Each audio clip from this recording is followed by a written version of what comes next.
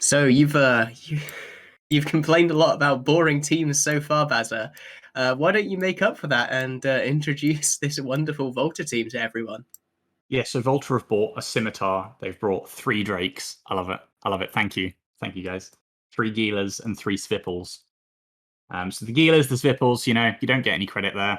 They're not that spicy. The drakes, oh, I love drakes. They're cool.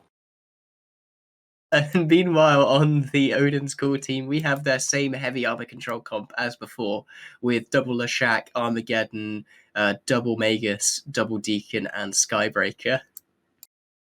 So this is going to be an interesting one though, because it's going to be quite difficult for the Odin's Call team here to get tackle on all of these ships. They are going to be able to fire from quite significant range. There's a lot of shield EHP on the grid here. This isn't quite as meme as it might first look. Yeah, they've got quite a lot of EHP in these drakes and these Gilas. Only faction cruisers and Tech 1 battle cruisers, of course, but they've both got resist bonuses. They're both notoriously pretty shield buffery, even on TQ. So yeah, we can see these Republic Fleet Valkyries here going out right into the back lines. Are they going on the Shack? And no, it looks like they're going on the Magus. The newts of the Lashak and the Armageddon aren't going to be as useful in this comp. Pretty much the only attractive newt target here is the Scimitar. Oh my god, look at that Magus though. Magus no tackle at all, and it's going down. Yeah, that drone swarm is absolutely... Was it drones? No, those are the blue drones. Apologies, my bad. Oh, it's Republic Fleet Valkyries are on him. Reprots are coming on him now. So he should be caught fairly handily by these deacons as well. But yeah, they want to wipe those links off the field if they can. I mean, we saw last match that both teams are pretty fine with taking it slow, not rushing into anything too hastily. And that's perhaps an overlooked strategy. If you can take the links off the field and prevent the next cycle and make them squishier, slower, etc., for the next link cycle when the Magus is down and the links wear off, that's potentially the plan. They are still focusing him. They are still trying to chunk him out. Well, at the very least, it's forcing these Deacons and the Magus to separate away from the Lashaks here. You can see that they're pulling ahead in front of it, almost in a screening maneuver as they try and get in range to put their Maison out onto these ships. But you can see that Volta just haven't taken much DPS. They're not even willing to spool up on these long-range ammo because they know you can see how much EHP this Volta team has. They need to be able to grind it down, and they're not going to be able to do that with long-range ammo.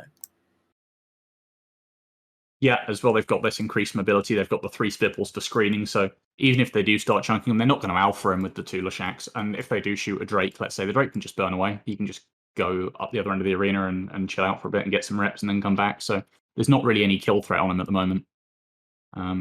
So yeah, I mean, it's still pretty slow going for the time being. Still just sort of poking away at each other, trying to prod for a weakness. This Magus has been caught. He's been... Oh, watch this roll to the right here. Oh, that's beautiful stuff from Volta here. Watch as they just coordinatedly move and slide past these Lashaks in a line. That's beautiful. That's so hard to pull off. Sorry, I have no other words to describe that. It's just lovely to see coordinated maneuvering like that. There's no real way of seeing it super well in the game. Anyway, you can see Supreme Leader Mal there, taking a little bit of DPS. It looks like Odin's School here are starting to finally get a bit bored and just plink away at stuff. Yeah, both these teams are still just prodding. Odin's Call are sort of tentatively pushing forward. They're not MWDing straight in and feeding hard, but they are sort of pushing up a little bit. Gani Ardet is burning back. He was split off a little bit, but he's burning back. They're all clustering around the micro jump drive. Are they going to try and juke behind them? That is possible. This could be a big play. I think this might be their plan. They're trying to get them to rush in so that they can MJT behind them and maybe snipe off some of... Yeah, they've pulled in all their drones. They've pulled in almost all of their drones. They've got one set of Valkyries out. Everything else is free. Oh, no, they're getting really close here. As well. They need to have started spooling up by now. Yeah, the Geddon and the Lashak are on the way. But I mean, there's nothing that's got... Presumably the Lashak and Geddon don't have a scram. There's nothing that's got a scram that's particularly close. So they've probably still got a little bit of time to play with here. They are actually coming off the beacon now. The Drakes are a little bit away from the beacon. The Svipples as well, the Gilas, they're all coming off the beacon. Maybe they've sort of... Oh my goodness, this is 5 head. They sort of baited them into thinking they were going for the MJD. And now they're just abandoning it. You can see that. And there's Gani... Is it 5 head? Is it 3 head? I don't know, yeah. It's Gani Ardet again is taking the taking the forefront of things, going right in between all the Lashaks, and then not being primaried. They've obviously got PTSD from the last match. Look at Lapichi though, Lapichi Peachy in half armor already. He's miles away from those deacons. They're burning away through the backline, but it looks like though the Zwippels of the Volta backline, they're in there as well, holding down these deacons, stopping them from getting. They've separated them. It's so coordinated from Volta. They've exactly the same moment as Lepesh Peachy is saying, guys, I need help. Guys, shit, I'm in trouble. This is big problems. The Zwippels are in there, just like that, bang. Deacons held down. Guys, we got the Deacons locked down. And suddenly Odins are split up, and they really are in a bad situation here. Yeah, Gani Ardet is now in half armor. He's holding just for now, but he will break eventually when these spools land and once those newts take effect and his hardness drop. But it's a question of can they kill off Lapichi before then? And it's looking pretty good. You can see those there are Nosses down on those deacons as well. They're going to be starting to pick into that cap, but it's not enough. It doesn't look like they're breaking. Chunks. The Drake's taking chunks. Gani Ardet is in the hull already. The Lashaks have decided, well, we got to deal with some of this damage, and Gani Ardet goes down. Yeah, trading a Gani for basically nothing there. Crazy Vania in the back line. He was the guy who got repped up there rather than Gani. Nothing yet. The Deacon is still taking chunks. Gideon is still taking chunks into armor. And Lepesh Peachy's still not looking too healthy either. But now they're switching to the second Drake of Thoromph. And of course, these Drakes are the link boats as well of Volta. So if they can get these links off the field, it's similar to what I was saying earlier the other way around. If they can get these Drakes off the field, it makes it easier to kill the other stuff. These Vexes are doing super potent anti-screening work in the backline as well. Rather than going in for the Logi this time, they've played it defensively, and as those Zwippels came in, they neutered them off. You can see there, the Zwipple of Supreme Leader Mao is just sitting there getting eaten alive by drones and newts that are going to turn off his invulns and keep him from doing absolutely anything in this match. Crazy Vania there also suffered the same fate, but was able to peel off. This is really good work from Odin's Call here. Yeah, and this Armageddon is totally neutralizing the Scimitar of Reload. He's pretty much cap dry. He's sat here, the Armageddon and the Vexor are just on top of him. So he's contributing basically nothing to this match so far. The Armageddon, obviously, with newt range bonus, it's very tricky to play in the Logi. If you've got one of those on the field, you know that he can zuck you dry from any range, and if you stay too long in bad territory, it's going to be a bad time. Oh no, it looks like Reload's been tackled. He has, yeah. This Vexor's on top of him, and the Armageddon, like I said, is still just sucking him, and the Drake as well. There's newts for everyone. So it's a veritable suck party going on. Yeah, there's plenty of suck to go around. We can see here Control Freak slowly going down here as he finally gets in range as well.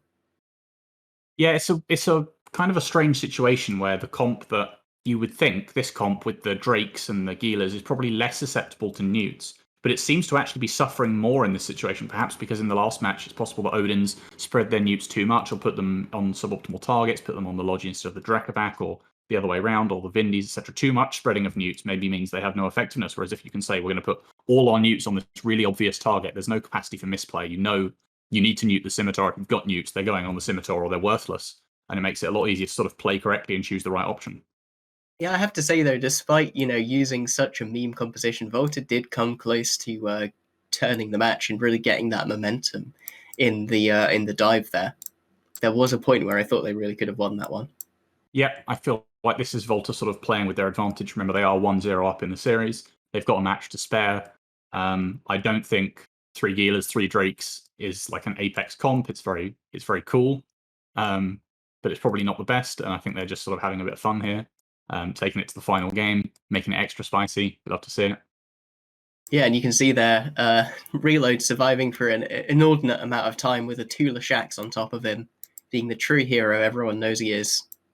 These the Lashaks, they are shooting him. I thought they were shooting at something behind him, but they are in fact shooting him, yeah. I thought they were just sort of somehow incredibly geometrically lining it up so they were shooting at something behind him and he was just like caught in the crossfire, but no, that's just my brain being slow. Something I noticed there, TikTok went for an MJD out of the arena, I think, and he just mistimed it and exploded right on the edge of the boundary instead of going over it. Yeah, TikTok 128. TikTok, you need to work on your timing. Close, but no cigar. 128 kilometers, close in terms of timing. You need to wait for that thing to spool before you jump. Better luck next time. There's one more match, so, and your victory showboating on the next match if you win. By all means, beat the record. Go for it. For those who are curious, the record is 227 kilometers by our good friend Casper. Number one boundary violator. It's pretty hard to beat, really, isn't it? Considering these things are 87 away from the center and they jump you 100, right? Yeah, you got to run towards the edge and time it so you've that got to time it fires just on the right, tick so that as you cross the boundary before it applies, because it takes you 100 kilometers to get to 227. You got to be at 127 before it fires you. Yeah. So it's pretty tricky record. It may never be beaten. Who knows? Never say never, but it's a tough task. Oh, the best bit is always when people like stop on it, don't realize how it works because they've never used it before, and click it and then try and move. It's just that is actually my favorite thing in the whole universe because you can tell they've never tried it in practice before. I'll be honest, they scare me. I try and avoid them. They freak me out. I don't like them. They're too risky, you know, that you just looking at them gives me a sense of unease. It's like these things have the potential to instantly kill me if I fuck it up. That's it. My team's doing nothing but MJD plays the whole time next weekend. I'm going to give you a heart attack, Vaza, specifically. Just queue up the Cypress Hill, man. Jump around. Jump around. Yeah, but this one is pretty much over, as we said. You know that they Volta were able to stop it from being a 100-0, sniping a Vexor off there right near the end. But at this point, it is just elementary.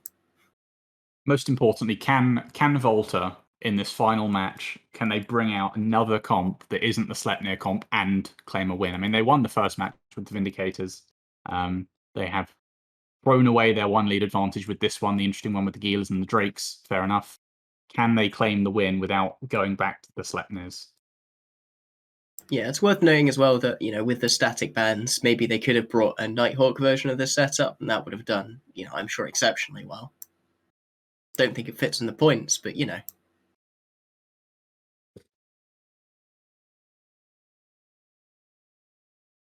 They're just fighting for honor at this point, and because it's fun. Base just said the timer is at 0. I hadn't noticed that at that time. I don't know. Why are they still fighting? Nobody's told them. Yeah, there's still guns and effects going off. Why are we still here? I don't know. Actually, that is a very good question. I don't know. Guys in chat in the local as well be like, wait a minute, what? They're just having fun with it now. Yeah, we've got why are we here just to suffer in a local.